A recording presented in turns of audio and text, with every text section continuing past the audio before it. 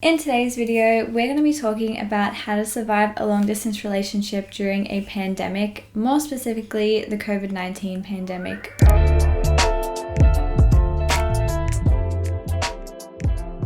Before I start sharing my tips and advice to you guys, I want to say hi to anyone new who's watching. My name is Rachel and I've been in a long distance relationship for 6 years now. I'll give you guys a little bit of backstory before I get into the tips and advice that I have for you. I live in Sydney, Australia, and my boyfriend lives in Alabama in the United States. My boyfriend Kevin and I met online at the end of 2014 and we started dating online in 2015. Then at the end of 2016, I flew all the way to America to meet him for the first time, and over the course of about 3 to 4 years we flew back and forth to see each other. The last time I saw Kevin was in February 2019, so it's been a very long time since we've seen each other in person, and that is a big part of why I wanted to make this video. I wanted to share my advice with you guys on how to actually keep a long distance relationship going through a pandemic. We haven't seen each other in 2 years, but we're stronger than ever, and I do think we are experienced enough to be able to share some advice with you guys. There won't be any advice in this video about closing the distance. This is more so just how to make the most of your time now while you may be separated from your partner, and just how to make this whole experience feel a little bit better for the both of you. It can really take a toll on your mental health, so hopefully some of these tips will be able to help you figure out a way that you can better this experience. So my first piece of advice for you guys is to have clear communication and to set your expectations. Ideally, you would want to do this at the beginning of your relationship, and I'm sure most people do, but especially during a pandemic where plans can change really easily, it's a really good idea to be open and honest with your partner about what your ideas and your plans are for the relationship, for your future, for your career, anything you think that might change the course of a relationship in a way. It's good to talk about these things because it prevents kind of a standstill in the future. If you guys have two different ideas of where you want to go and the conversation comes up and you aren't aware of the other person's thoughts and feelings, it can be a bit messy. So having clear communication and laying out your expectations is really key for a lasting relationship. Communication, if not the most important thing, is definitely one of the biggest things that a relationship thrives off. It can be easy when you're in a relationship with someone who you can see face to face all the time to kind of step back a little bit and become lazy in the relationship. My long distance relationship is my first ever proper relationship, so I'm only speaking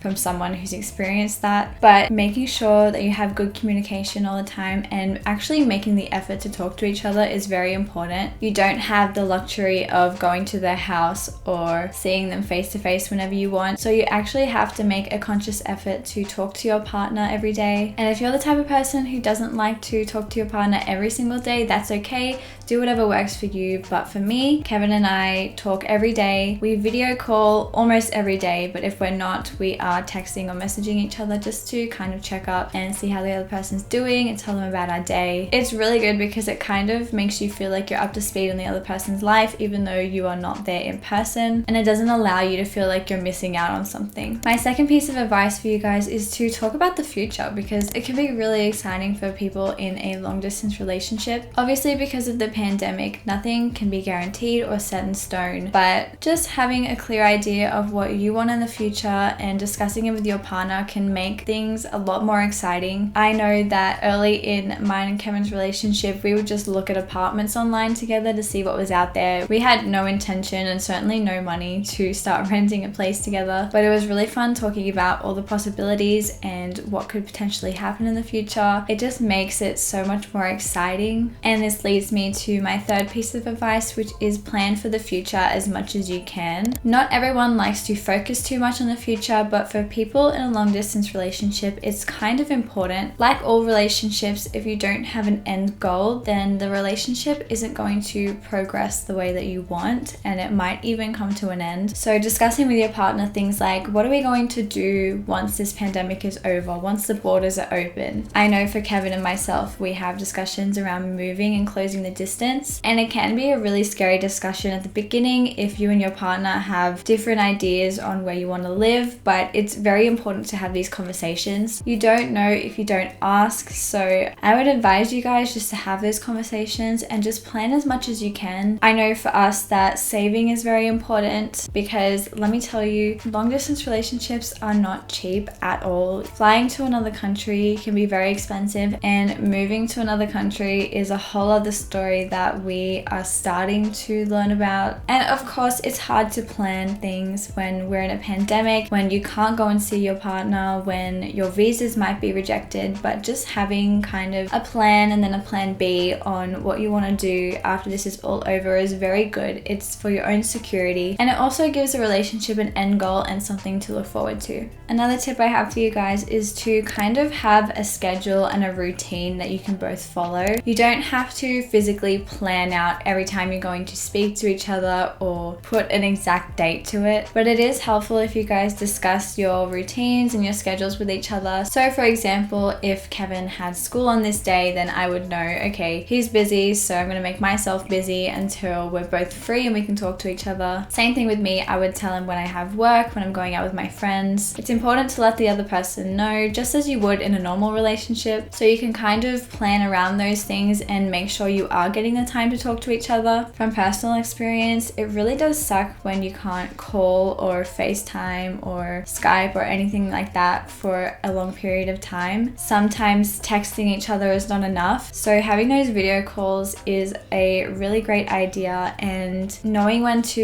expect to talk to each other is good, so you avoid disappointment if the other person's busy and you weren't aware of it. But in a healthy relationship, you guys should be letting the other person know regardless. If you're going to be busy, let them know so you can plan around it. My next piece of advice is to continue having dates. It still applies to people in long distance relationships. It is very different considering we aren't with our partners physically, but having dates with each other can really make things exciting. Some things that Kevin and I like to do is to pick a movie and watch it together. We use a few different streaming platforms. One good one is Teleparty that works with Netflix, so you can both sign into Netflix and join a party and stream the same movie together. Another one we do is to have a games night, so we both download a game and we play it online together. Recently we've been trying to play Overcooked, Keep Talking Nobody Explodes, and Risk. Our friends Julie and Julian put us onto Risk and we're actually addicted, so guys, if you're watching this, thank you.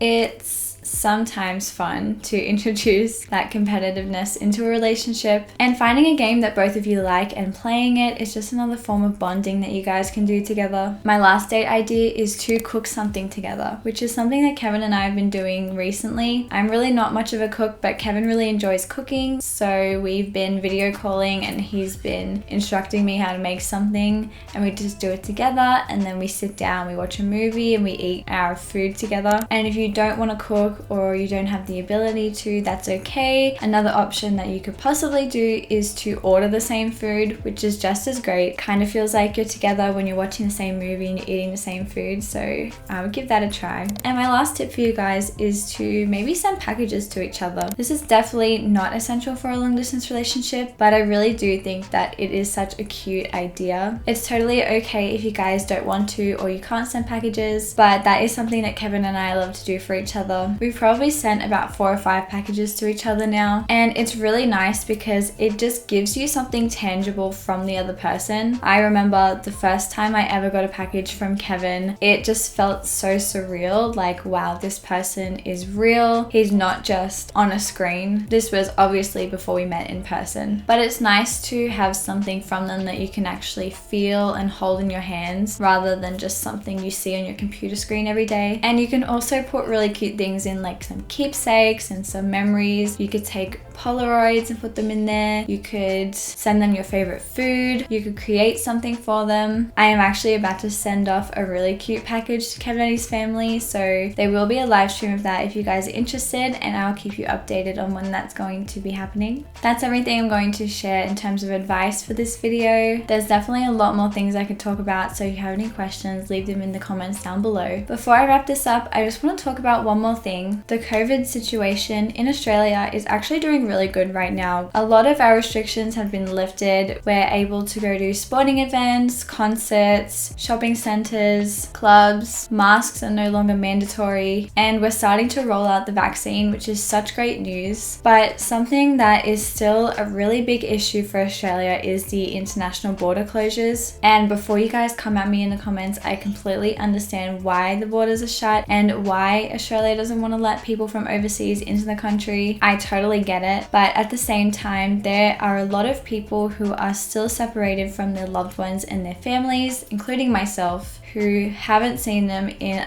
at least a year or more. And currently there is pretty much no end date or resolution in sight. People who are in a similar situation to myself, or who are in an even worse situation than I am, we don't know when we're going to be able to see our families or our loved ones overseas. And that is such a big issue. The closure of the borders is not sustainable for the long term. And a lot of people are going through a lot of heartbreak and mental health issues because of this. A lot of us feel like the government isn't giving us the compassion that we deserve, and we're tired of not getting our voices heard. This is such an unfair situation for so many people. So I really wanted to use my voice to speak up against this issue and kind of raise awareness to it. I know there really isn't much I can do about it, but I feel like raising awareness can get people talking about it, and maybe it'll come back to the government and they will realize that so many people are hurting because of this. I'm not sure if I fully explained that right, but basically I created a petition in support of this. I first heard about the movements Love is Essential and Love is Not Tourism a few weeks ago when I was on Twitter. I saw so many people going through the same situation that I'm going through now, and I really wanted to create a petition that could support these movements and spread awareness. So I'm going to leave the link to my petition and a few others that I've signed down below in the description. I would really suggest you guys reading what I've typed. I think it'll explain it a lot better than I did in this video. I would love it if you guys could check it out, and if you do want to support the movement, then just add your signature. There are absolutely no donations required at all. I'm not asking for them. I actually don't want them because I have nowhere to send them to, but just a signature or a share would be much appreciated to help spread awareness on issues like this. But other than that, that is all I have for this video. I hope you guys enjoyed it and it gave you some ideas on potentially what you and your partner could do to help get through this period of waiting and uncertainty. If you did like this video, don't forget to give it a thumbs up and subscribe down below if you want to see more videos from me. If you want to stay up to date, I post a lot over on my Instagram, and you can follow me over there at RachBeingDes. My boyfriend and I have a podcast together, and if you're interested in us talking about long distance or pretty much anything that we feel interested in, our podcast is called Nothing But Us Podcast. Feel free to sign the petition. I would really appreciate it, and I will see you guys in my next video. Bye!